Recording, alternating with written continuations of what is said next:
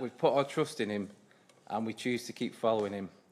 That is what is important. And I think this morning, for me, and for you maybe, that's what we need to remember. We can so easily forget this because life comes at us sometimes so quick and surprisingly and sometimes in a way that we just can't handle. And we can easily forget that our answer is Jesus. We don't need these big answers. We don't need a big solution or a big... We just need to come to Jesus. And sometimes that's the last thing we do. Sometimes that's the last thing I do. And you have to keep realising, no, come back. And this morning, let's not rush past this moment. Let's stay in it a little bit. Because I do feel this morning, this is what we all need to remember. I'm sure we're all going through different things this morning. Health issues maybe, family issues, doubts, work problems. The list is endless. I could be here all day. But the fact is, we have an answer.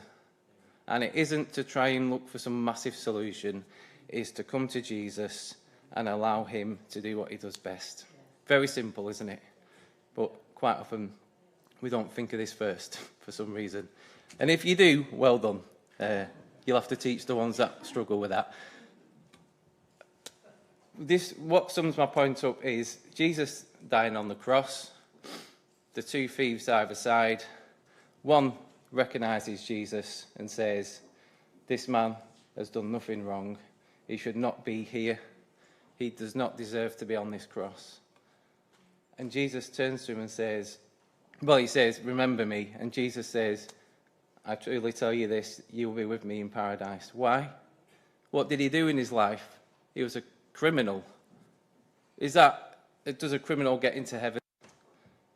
Yeah, he does. If he turns his face to Jesus. That's all he did. All he did was recognise Jesus. That was enough for him to go to heaven. Amen. Now, for us as Christians, we're here. We can't use that excuse of, we know Jesus. We have to follow him, of course. We have to trust him. But he's here this morning. What's your issue this morning? Do you need healing? Do you need encouragement? Do you need support? You know what you need.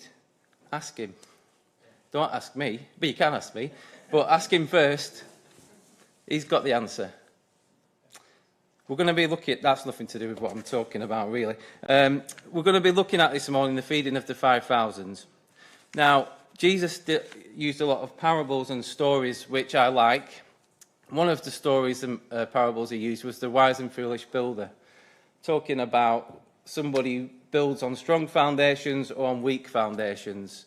The sand means, we don't trust God, we do our own thing and we've got our own solutions, which I've just been talking about.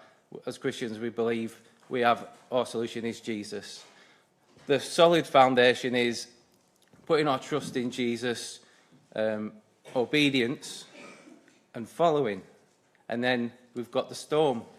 The storm represents the problems we have in the world and in our lives. But also, what do we see in the storm? God's glory. God at work. I want you to remember that word this morning as we go through this sermon. God at work in your life and in all our lives. And there's a way that happens, and we're going to be looking at that. So this morning we're going to be looking at the feeding of the 5,000, and it's mentioned in all four Gospels, as most of you probably know. And they all have certain aspects that they look more upon. More look on the compassion. Some look at kind of the testing of the faith of the disciples. Others of the grieving of Jesus. The one I'm looking at this morning, I like the most because I feel it's the most complete. It's not just talking about the feeding of the 5,000. We quite often think when we hear this, it's about the feeding of the 5,000. It isn't. It's a part of it, but it's much bigger than the feeding of the 5,000. There is a big symbolism in that, and there's a lot of stuff going on. But what happens before the feeding of the 5,000? It says in verse 13, that Jesus had to withdraw into a quiet place because of what happened. What happened? Well, we know if we go before that his dear friend, John the Baptist, had been killed. So before we even get into the feeding of the 5,000 and all this stuff, what do we get? We really understand, before any of this is happening, that we have a God who cares for us, who pays attention to us and to our needs. How do we know this? With John, because he just died. Well, before that, way before that, he was in prison. He was in prison, and he was a strong man, John, had a strong faith, probably stronger than most of us here this morning, but he wobbled, quite understandably, in prison, probably knowing his life might have been on the line. I don't know. But he wobbled. Is this the man who was meant to be here to show the way? A strong man of God like John. None of us are stronger than God. We all need that reassurance sometimes that God is here, that who he says he is. And John needed that, and he got it through Jesus. He sent somebody to tell him, this is what's been happening. You have been correct. Jesus is the one.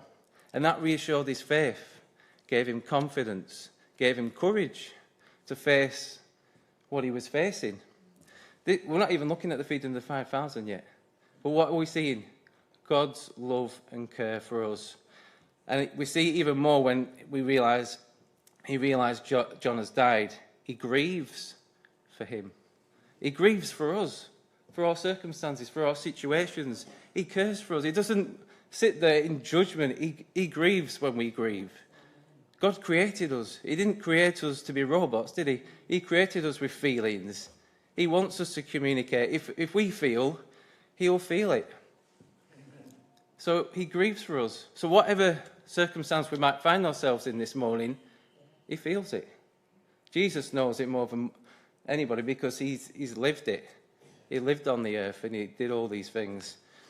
So we've got that straight away. We've got the love of God who pays attention and he deeply cares for us.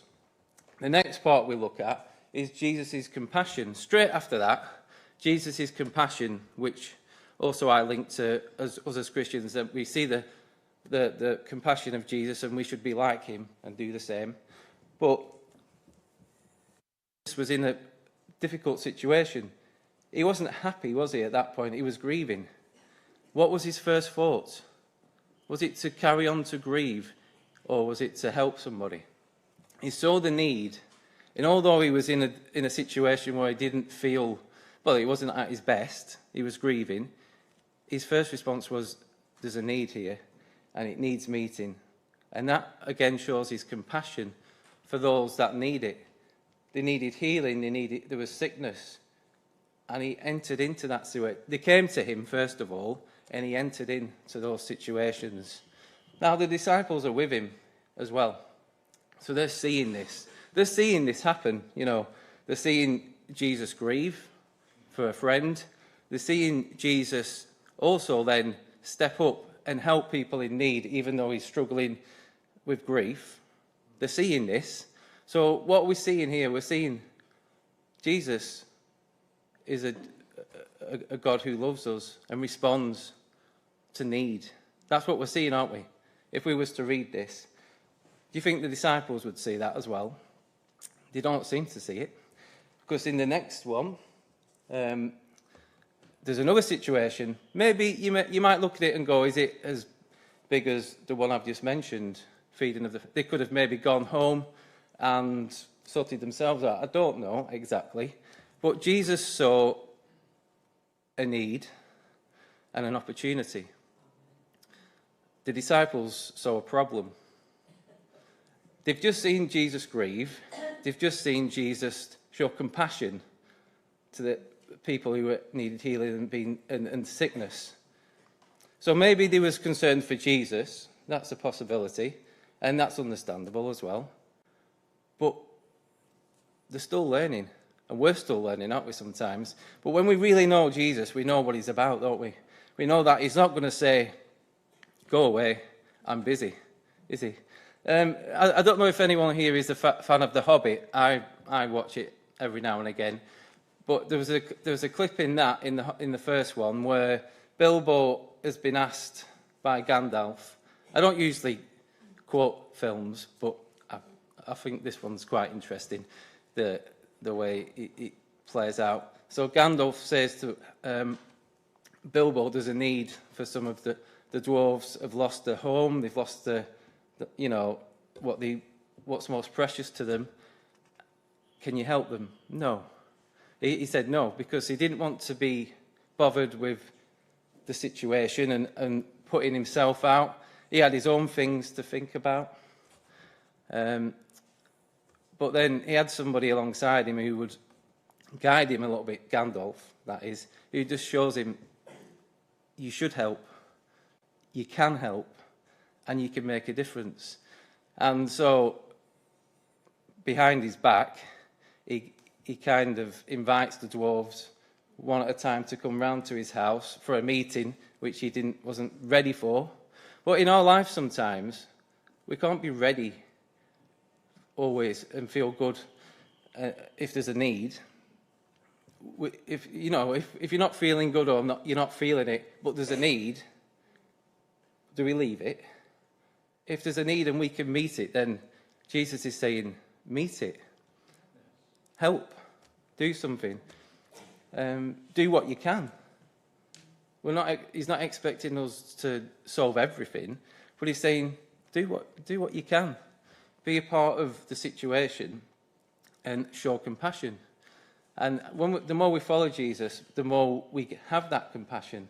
And like I've mentioned this morning, we need to sometimes remember we need some of these things, compassion, to trust and to kind of just follow Jesus' his example. So that's the compassion. And if we're following Jesus, then we will show compassion and we'll be reminded of it. I remember one time when I was at Preston College, I didn't have a car at this time, so I would walk to Preston College I used to live in Ingle, so it was a fair distance that I would walk to the college. There were in the days when I was really fit. I won't do that now. Walk there, and then after the shift, walk back. On the way back, there was this lady on the bridge, curled up, and she was obviously drunk. Didn't really know what was going on. A lot of people walked past her, and I did at first. I did walk past her, and then I had this strong conviction. I can't walk past her. I wanted to. I did actually walk past her, but I had this, I can only say, a strong conviction to go back to her. So I just started talking to her, and she wasn't with it, so it took a while for her to come round a bit, good enough for me to talk to her and get some sense. Then she started to tell me that she was drunk and she didn't know how to get home and this, that and the other. Now, I didn't even have a mobile phone back then, believe it or not. I had no mobile phone. So this wasn't helpful in the situation. So I had to kind of, not carry her, but link arms with her and go to the nearest shop, which was the Spar shop, ring for a taxi, get in a taxi with her, pay for the taxi, take her to her house, drop her off, and then I went on my way. But the point there is, if I didn't know Jesus, I am pretty sure I would have walked past her. I did initially, but that conviction, that was Jesus being in my heart, just said, you can't walk past her. You need to go back. And this is what Jesus is trying to show his disciples. He's healing because he cares. That's his first and main reason. But he also wants his disciples to see, this is what you need to do. If you're my disciples, this is what you need to do. And this is what we need to do. We need to view things like Jesus does. And quite often, it is so easy to not be in line with God. We can easily the language isn't quite there and we're missing bits and we're not quite understanding. Now, I've told some of you this story before, so forgive me if you've heard it. But I once was, Maddie laughs because she uses them all the time, unfortunately for her. I used to go on a lot of mission trips to Romania. And it was the first trip, actually, I went to Romania with the church I was at then. And I couldn't speak the language. I could only say 2 words, yes and no, which was yes is da, and no is no. That's all I knew. I knew that, yeah, thank you. We did have classes, believe it or not. I didn't take them very seriously, as you can see. That's what I knew, 2 words. But we had translators, so I thought we have translators, it's fine. And it was most of the time. So the reason I went over there was to do some football with the kids in the community and then show a bit of the gospel at the end. So I was doing that throughout the week, and it was really lovely. I enjoyed it, having a great time, and it was sunny as well. So, you know, what more can you ask for? And then there was one occasion we was back at the church, and they were extending the church, making it bigger. So they was doing a lot of work at the upstairs bit, and I must have looked quite tired, me and my friend. And the guy who was, maybe I'll say he was like a caretaker style role in the church, saw me and my friend and said something to us. You know, when you don't understand somebody, and you just say, yeah. That's what I did. I said, yeah, that. Okay, he went, oh. So we follow him. Okay, I don't know what we've got ourselves into here. And we go upstairs, and then we go into this room, and there's a bed on that side, and there's a bed on that side. And what he's actually asked us is, are we tired? And I've said yes. So he's walked us in, and he said, you go there, and sleep. I thought, and my friend Matthew, he's like, we need to tell him that we're not tired. I said, are you going to tell him that? We don't speak the language. I said, don't worry about it, Matthew. He's going to go in a minute. When he goes, we'll go. So he's walking out. There's a chair just at the side of the door. Puts himself down, sits down, gets a paper out, and sits there for an hour. And we're led down for an hour, not tired. The worst bit about the whole story is I had to be somewhere. I was meant to be doing the football with the kids. Thankfully, there were some other people there. So I missed an opportunity because I didn't speak the language. I wasn't in line with that guy. We didn't speak the same language, so I missed an opportunity. Thankfully, the kids were sorted, but I missed it. And that happens with God sometimes. The disciples saw what Jesus was doing, but they didn't quite get it back then. There's something just a little bit missing. But he didn't kind of be harsh with them. He keeps encouraging them to watch, learn, follow. Simple stuff, isn't it? But that's what we have to do. Watch, learn, follow, do what God's doing. And it's learning to view things like Jesus does. And that's what the disciples needed to do. So that's the next part of the story. It was a problem, wasn't it, that turned into the miracle. But Jesus made that miracle. The next one, what I want to look at is we need to bring what we have to Jesus. So they had very little, so a few bits of fish and some bread.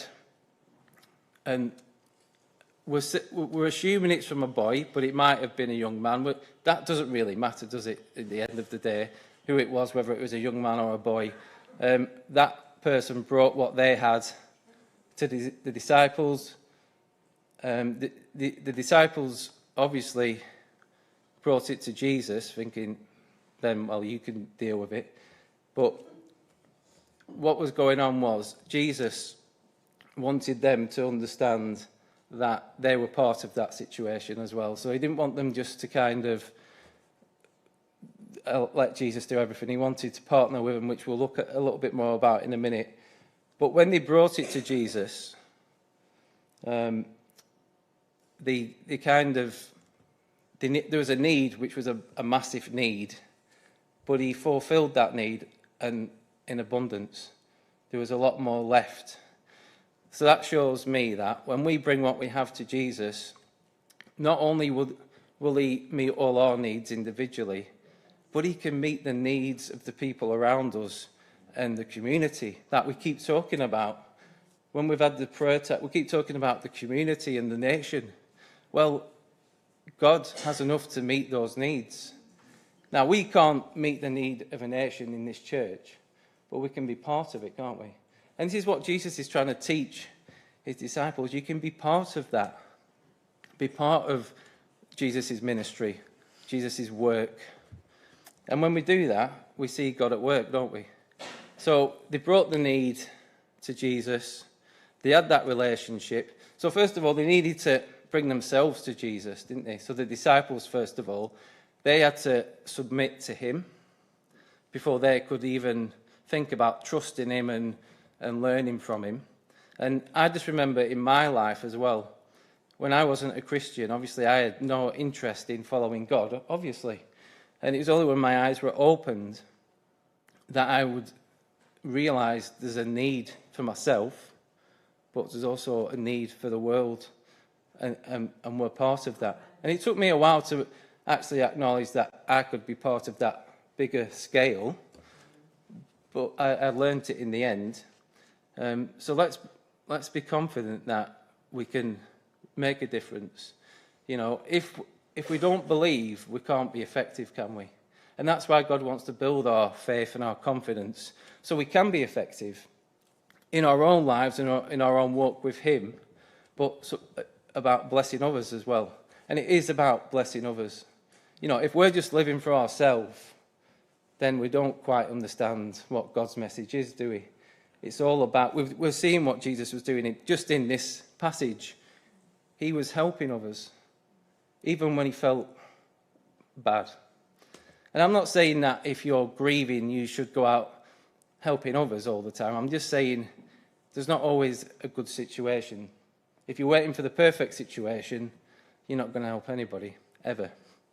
You've just got to help where the need comes. And the need might be yourself. So help yourself, then help others. But Jesus is here this morning. I told you not to rush past the moment. And if you're in that moment and you need Jesus this morning, why wait? We sometimes have prayer after this service. We can have prayer. Me and Maddie can sit here, and whoever else wants to join us in that. And if anybody wants prayer this morning, come and we'll pray. And let's believe Jesus will do something. Because it's not about me. It's not about Maddie, whoever's praying for you. It's about praying to the one who has the answers, and believing and trusting and knowing that he can do it. We could see in this miracle, he can do it. He can bless. He can help people, which is very important. The next one I want to look at is, which I've mentioned, Jesus wants to partner with us. So he wants to grow our faith. He wants us to grow and test us as well. He wants to show us that there's a way we should be living, and that's the best way to live. And to be effective, like I've mentioned, we've got to grow in our faith. A while ago, I talked about Jesus and Peter walking on water. That's the very next passage after this. So you get a little bit of the story of Jesus trying to partner with the disciples in this miracle. And then straight after, we've got Jesus walking on water and Peter being encouraged to walk towards him and do a miracle. But it's not about a miracle, it's about faith. It's always about faith and about Jesus and what Jesus came to do and what Jesus did. This is what this passage is about. It's not about the feeding of the 5,000. It's about who Jesus is, what he came to do, what he can do, and what he did. And that's the story. That's the Christian message for you. That's what we live for and live by. We might have got it wrong. We might have got it right. But if we keep following, we'll get through. We'll get through it. We will move forward. The very last point is it symbolises Jesus' great love for us. Because at that time, it was near Passover. That was one of the things that were happening. The Passover, as you all know, is about Moses leading the Israelites out of Egypt and rescuing them and bringing them into, well, I know he didn't, but pointed them towards the promised land. So he said, because they trusted God and because they relied on him, they saw God at work, which I keep banging on about, because I want you to understand that God is at work in our lives and in the nation. He is. There's no ifs, buts, or maybes. He is. We might sometimes be down and feel that he's not, but he is. He is. Trust me. God is bigger than anything else. He's bigger than our doubts or political powers. He's at work. But we have to believe it. If we want to see it, we have to believe it. And again, that's what the disciples were learning. So Passover, they were set free, they were led out, and they saw God's glory. The other one, and the final part, is the breaking of the bread in the Last Supper. It symbolises that, and that symbolises Jesus' great love for us and what he did. Always pointing to what he's done and what that means for you and me. And I'm going to end as I started. Do you remember how I started? No. So I forgive you. We're good on forgiveness as Christians. The man on the cross. You remember now? Yeah. The man on the cross. He recognised Jesus. He realised who he was. And he was welcomed in. And that's where we're going. So be encouraged. Don't be afraid. Know who Jesus is. Know what he can do. And don't let the noise outside throw you off. Jesus is who he says he is, and he never changes. Amen.